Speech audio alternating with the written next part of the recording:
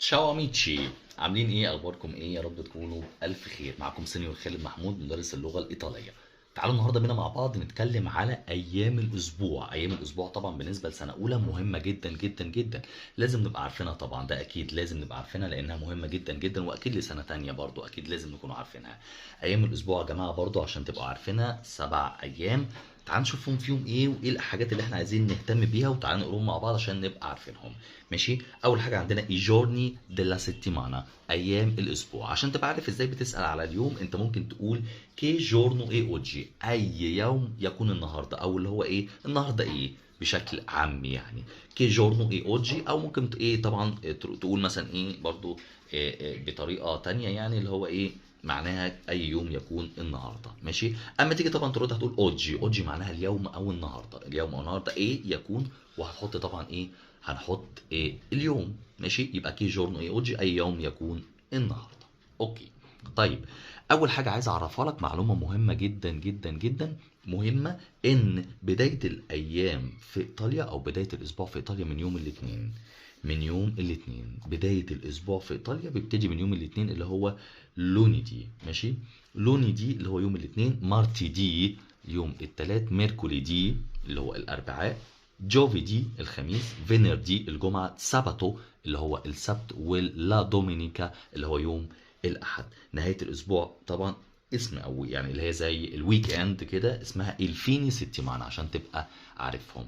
ماشي، يهمني قوي تعرف ان اللوني دي اللي هو يوم الاثنين هو بداية الأسبوع في إيطاليا، بداية الأسبوع في إيطاليا. ماشي، ويوم الأحد طبعا اللي هو يوم نهاية الأسبوع، ده الويك إند في إيطاليا، لا دومينيكا. ماشي، إنما طبعا في مصر بداية الأسبوع من يوم السبت اللي هو السبتو، ويوم الجمعة هو نهاية الأسبوع. ماشي، خليك عارف معلومة كمان، إن أيام الأسبوع كلها مفرد مذكر. بص أهو كله واخد إيل كله مع إيل، ما عدا اللي هو يوم الحد اللي هو دومينيكا هو مفرد مؤنث، مفرد مؤنث. تمام، بعد كده تعالى نقول مع بعض لونيدي، مارتيدي، ميركوليدي، جوفيدي، فينردي، ساباتو، دومينيكا، وهنا عندنا طبعا الفين ستيمانا. ماشي، اقرا معايا كمان مره، لونيدي، مارتيدي، ميركوليدي، جوفيدي، فينردي، ساباتو، دومينيكا، وهنا عندنا الفين ستيمانا اللي هي نهايه الاسبوع. برضو كاتبها لك اهي في ملاحظه مهمه جدا اهي، في ملاحظه عندنا يقول لك ايه،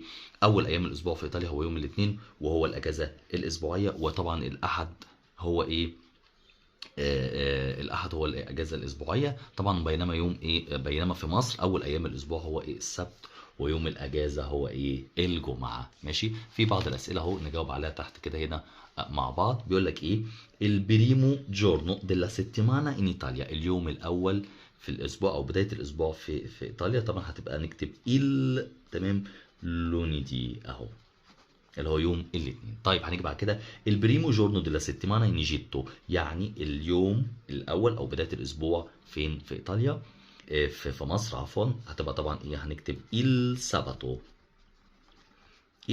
اللي هو يوم السبت. طيب الجورنو فيستيفو، فيستيفو اللي هو يوم العطله او يوم الاجازه ان ايطاليا، طبعا هنكتب ايه لا دومينيكا، هنكتب ايه لا دومينيكا. ماشي.